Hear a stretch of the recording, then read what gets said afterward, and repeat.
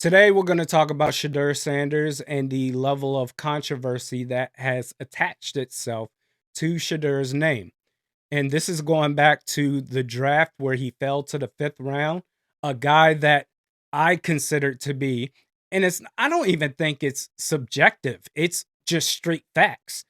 He was a top two quarterback in college football last year, one of the best quarterbacks in college football the last 2 years while playing at the University of Colorado. And I think it's gone beyond controversy. Like, sure, maybe he's a bit cocky, but don't you want your players to be cocky and confident in themselves? But let's say, okay, maybe he's taken it a bit too far. There was that situation where one of his former teammates from Colorado left Colorado and said, they didn't even acknowledge me. They didn't even know my name. And Shedeur said he was probably mid anyway. So that's not a good look. But that's something where you can be like, hey, you need to be humble and become a better teammate, a better leader. You could never say anything about his game, though. This to me has gone from, as time passes on, continues to pass on. Hell, this may have started from the jump of the draft, that this has gone beyond being controversial, but reaching a level of personal. That the NFL just appear, and again, this is my opinion, my speculation, that the NFL just has it out for Shedeur Sanders. Because objectively speaking, first off, him falling to the fifth round, the man got screwed. He belonged in the first round. And then he had a good game, a very solid game in the first preseason game for Cleveland against the Carolina Panthers. And yet somehow, some way, we're just not buying it. Here's Diana Rossini reporting what she's heard from her sources post Saturday's game against the Carolina Panthers, talking about Shedeur Sanders. Yet when I talk to people around the league, I don't get as much enthusiasm about what they saw from Shador playing the actual position. Just things that he still has to get better at, which is fine for a fifth round pick, a rookie quarterback. But I think it may have been heightened a bit just because I think there's a really big group of people that like Shador. They want to see him show the world that he deserves to be the starting quarterback in Cleveland, deserves to beat out Joe Flacco. But a lot of people shared with me just, he has a good arm, he's got great poise, good plays with his legs, but just, poor ball security in the pocket, just a couple of those things. So I want to see if this ever levels out. That's what I want to see on Saturday when they play the Eagles. The Browns are playing at the Link at 1. To just see if Shador takes this next step or if everyone sees the way I think people that are studying. Notice how, when trying to bring up specific examples of what it is according to league sources, the people that she talks to, Rossini said, well, some of the people that I talked to, they said he needs to work on things such as taking care of the football. Well, that's an easy fix. It can be an easy fix with good coaching. Nobody getting drafted is a perfect product outside of, say, Jaden Daniels, who had the best rookie season at quarterback of all time. Nobody's a perfect product. That's why you have coaches.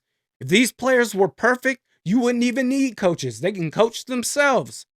But we know that's not reality.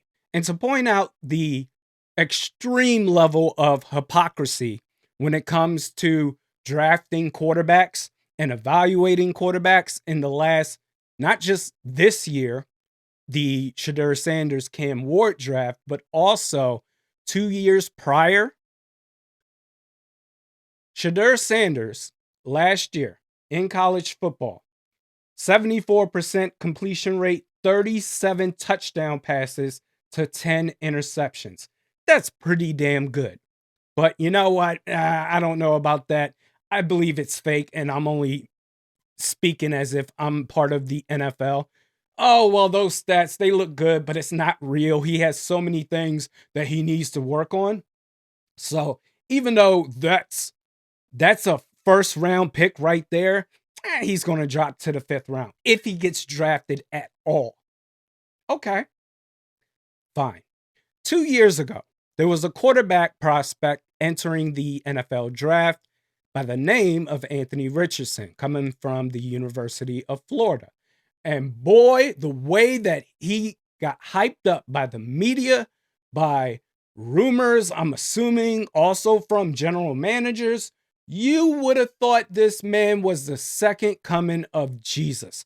Now, just to serve as a reminder, Shedeur Sanders, 74% completion rate, over 4,000 yards passing, over 4,100 yards passing, 37 touchdowns, 10 interceptions. That's not good enough. Nah, you don't even deserve to be a first round pick. If anything, if you get drafted at all, you're going to go to the 5th round.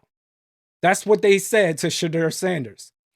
Meanwhile, Anthony Richardson, his career at Florida, he never completed over 59.4% of his passes. His last year at Florida as a sophomore, 17 touchdowns, 9 interceptions, 53.8% completion rate. That is terrible. But the way that the media and all the reports came out about this guy, they hyped him up so bad. He was a bad quarterback from the jump. But evaluators and scouts and what have you, they wanted to ignore that. We'll tear down Shedeur Sanders, even though he's a damn good quarterback. He demonstrated that at the college level. We're going to find every single reason to shit on this guy. And meanwhile, Anthony Richardson, who has always been a bad quarterback, we're going to look for reasons to boost this guy up. The Indianapolis Colts ended up taking this bad quarterback 4th overall off of pure vibes, the athleticism, the arm strength. Even though he doesn't have any accuracy, he has demonstrated nothing throughout his collegiate career that he's worth. Forget being a first round pick, being 4th overall. And look at him now with the Indianapolis Colts having a quarterback battle with Daniel Jones. You could see this from the very beginning. So on one hand, with Anthony Richardson, a guy who has a low baseline of skill set when it comes to what is required of the quarterback position, we're going to go ahead and take him super high because of the possibilities. That's it. Not because of anything that you actually saw. And then Shedeur Sanders, who played lights out, nah, you know what? That's not real. He needs to earn his way. That is bullshit.